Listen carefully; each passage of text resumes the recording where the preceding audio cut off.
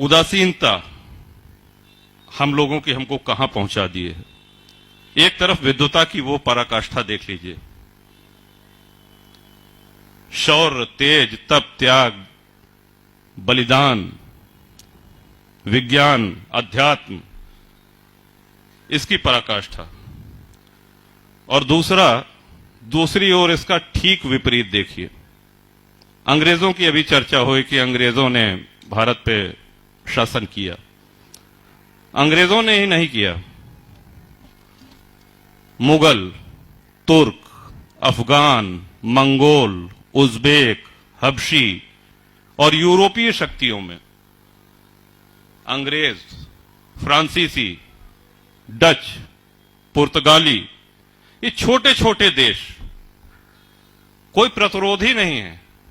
एक चर्चा फैल गई, कहें साहब एक सोने की चिड़िया है, बड़ा धन संपन्न देश है, अपार संपदा है वहां, चलिए वहां पे लूटा खाया जाए, चलिए उसे लूटा जाए। एक ही बात है, छोटी छोटी कोई सुनियोजित सेनाएं नहीं थी इनकी, लुटेरों के झुंड के रूप में बर्बर सेनाएं बना करके शताब्दियों से ये आते गए। और सबसे दुख की बात यह है कि भारत की जनता की तरफ से कभी कोई प्रतिरोध नहीं हुआ। स्वर्गीय अटल जी का एक भाषण हम सुन रहे थे अभी कुछ दिन पहले नेट पर। प्लासी के युद्ध का उन्होंने उदाहरण दिया था कि जितने लोग उस लड़ाई में लड़ रहे थे, सिराजुद्दौला और अंग्रेजों के बीच में युद्ध हो रहा था, उससे ज्यादा जनता मैदान के बाहर बैठ करके वो तमाशा देख रही थी, वो परिणाम सुनने के लिए कि हाँ देखते हैं कौन जीता, ये जीत रहे हैं कि वो जीत रहे हैं, और देश के भाग्य का निर्णय होने वाला है, लेकिन पूरे देश की जनता उसमें शामिल नहीं है।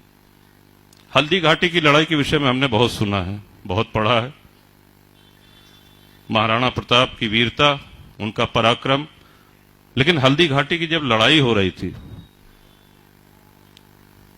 तो जितनी रियासतें थीं, जयपुर, जोधपुर, बीकानेर, आमेर, जैसलमेर, बूंदी, ये सब अकबर के साथ और महाराणा के खिलाफ उस युद्ध भूमि में थी। और उस समय कोल भीलों की सेना को एकत्र करके और भामाशाह जैसे दानवीर, उस समय के उद्योगपति, पूंजीपति, उनकी दी हुई संपदा के माध्यम से उनको एकत्र करके एक छोटी सी सेना बना करके महाराणा लड़ रहे थे। और हल्दी घाटी में भी वही हाल था, इधर महाराणा युद्ध कर रहे हैं और बगल में हल चल रहा है, खेती हो रही है। किसी को कोई मतलब नहीं था कौन जीते, कौन ने होए हमें कहानी। तो हमारी ये उदासीनता, हमारी ये निष्क्रियता या कापुरुषता, इसने हमारा पतन किया है। इसने हमको आज पहुंचा दिया है जहां हम आज खड़े हैं। अंग्रेजों के आने के पूर्व भारत एक भूभाग अवश्य था, लेकिन भारतीयता की भावना किसी में नहीं थी। 565 अलग अलग रियासतें, उन रियासतों की अलग अलग सेनाएं, उनके अलग संविधान, उनकी अलग मुद्राएं, उनके अपने अलग एजेंडे। बगल के राजा पे कोई विदेशी हमला कर रहा है तो बाकी 4 राजा जो उनके इर्द गिर्द हैं वो सब प्रसन्न हो रहे हैं कि अच्छा है, इसके साथ तो यही होना चाहिए। खंड खंड करके इस तरह से हमारा देश गुलाम होता आया है। अब दुनिया के नक्शे पे देखेंगे, पुर्तगाल कितना छोटा सा देश है, नीदरलैंड कितना छोटा सा देश है, यूरोप के दूसरे कोने के देश, वहां से चले आए 4 जहाज में, 5 पानी के जहाज में, छोटे छोटे, और भारत के एक बड़े भूभाग पर कब्जा कर लिया। किसी ने कोई विरोध नहीं किया, जब तक लूटना था लूटे, और जिस तरह से लूटना था उस तरह से लूटा, कोई प्रतिरोध नहीं हुआ। ये ऐसे अध्याय हैं, ये ऐसे प्रसंग हैं जो हमारा सबका सिर शर्म से झुक जाता है, क्योंकि हमको तात्कालिक लाभ चाहिए। इससे हमको क्या फायदा होगा। बहुत अच्छा विषय राहुल जी ने कहा कि सिस्टर की वेडिंग में। ये सही बात है कि आज भारत में अगर गिनती की जाए तो अच्छी अंग्रेजी बोलने वाले ज्यादा लोग होंगे, लेकिन क्लिष्ट, परिमार्जित और परिष्कृत हिंदी बोलने वालों की संख्या बहुत कम हो गई है। हमने अपनी मातृभाषा को सम्मान देना छोड़ दिया है। अगर हम अपनी मां का सम्मान नहीं करेंगे, हम अपने पिता का सम्मान नहीं करेंगे, अपने बड़े बुजुर्गों का सम्मान नहीं करेंगे, तो फिर हम अपने मित्र से यह अपेक्षा नहीं कर सकते हैं कि उनको भी सम्मान करना चाहिए। अंग्रेजों की गुलामी खत्म हुई, मुगलों की भी गुलामी खत्म हुई, फ्रांस, पुर्तगाली, डच ये सब लौट करके चले गए। कहने के लिए हमारा एक विश्व का सबसे बड़ा लोकतंत्र है भारत।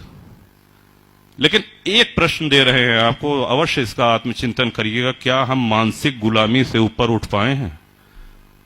इतने वर्षों की गुलामी के बाद हम ये मान बैठे हैं कि जो कुछ भी पश्चिमी है वही सही है, चाहे वो पश्चिमी परिवेश हो, चाहे पाश्चात्य ढंग से मिलना, उठना, बैठना, बोलना हो।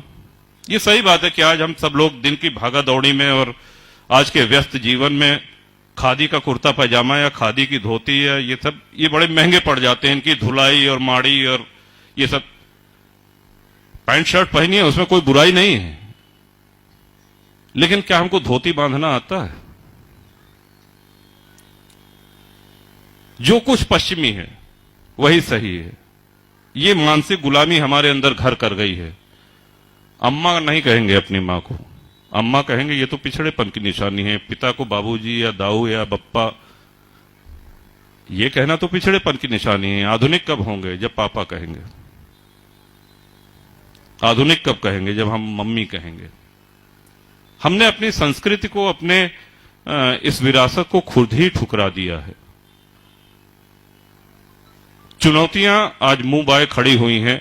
सभी विद्वान वक्ताओं ने बड़े विस्तार से कहा, उन बातों को दोहराने का कोई आशय नहीं है, लेकिन समाधान तो हमारे अपने अंदर है। हम अपने को बदलेंगे तभी समाधान होगा। जिस चीज को हम बदलना चाह रहे हैं, हम अपनी भारतीय संस्कृति की पुनर्स्थापना करना चाह रहे हैं, तो ये तभी संभव है जब हम लाभ हानि के चक्कर को छोड़ करके और निष्ठा के साथ अपने संस्कृति, अपनी रीतियों के संवाहक बने, उनको अगली पीढ़ी में पहुंचाएं। विश्व में कोई दूसरा ऐसा उदाहरण नहीं है। भारत और हिंदुत्व ये एक दूसरे के पर्याय हैं। जैसे सूर्य और सूर्य की किरण को अलग नहीं किया जा सकता, जल से जल की लहरों को अलग नहीं किया जा सकता, ये एक दूसरे में समाहित हैं। वैसे ही भारत और हिंदुत्व ये एक दूसरे के पर्याय ही नहीं है, बल्कि एक ही हैं। और हमको अपनी सभ्यता, अपनी संस्कृति का सम्मान करना होगा, तभी ये संस्कृति, ये आदि संस्कृति, ये सनातन संस्कृति बचेगी। वरना जिस तरह की चुनौतियां हैं सामने, अगर हमारा ये दृष्टिकोण रहा कि इसको करने से क्या होगा। बड़ी अच्छी बात आचार्य जी ने कही कि चित्र बदल दीजिए, चरित्र स्वतः बदल जाएगा। आज हम अपने बच्चों के साथ बैठ करके धर्म चर्चा, इतिहास के महापुरुषों की चर्चा, बलिदानियों की, क्रांतिकारियों की चर्चा कितना करते हैं।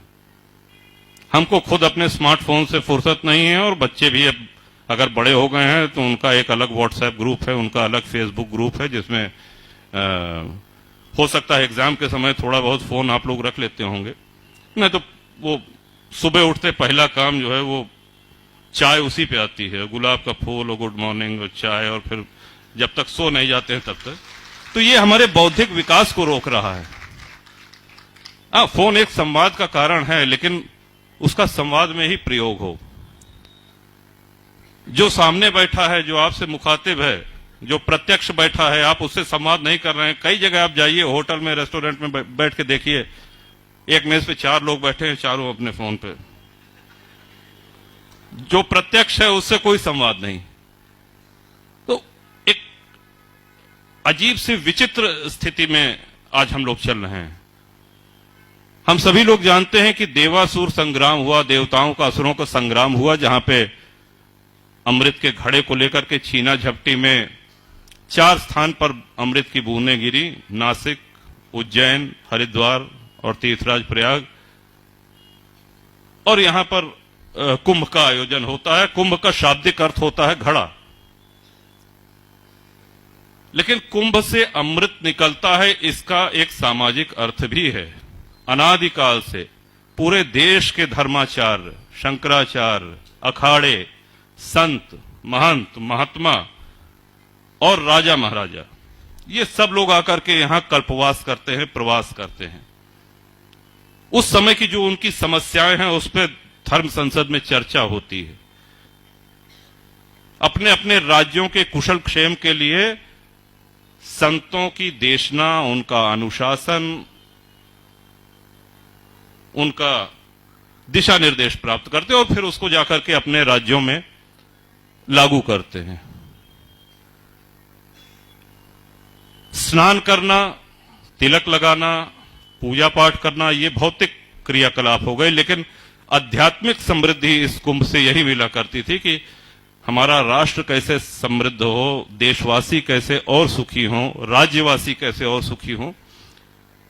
इस पिपासा की, इस भूख की पूर्ति कुंभ वर्षों से करता आ रहा है।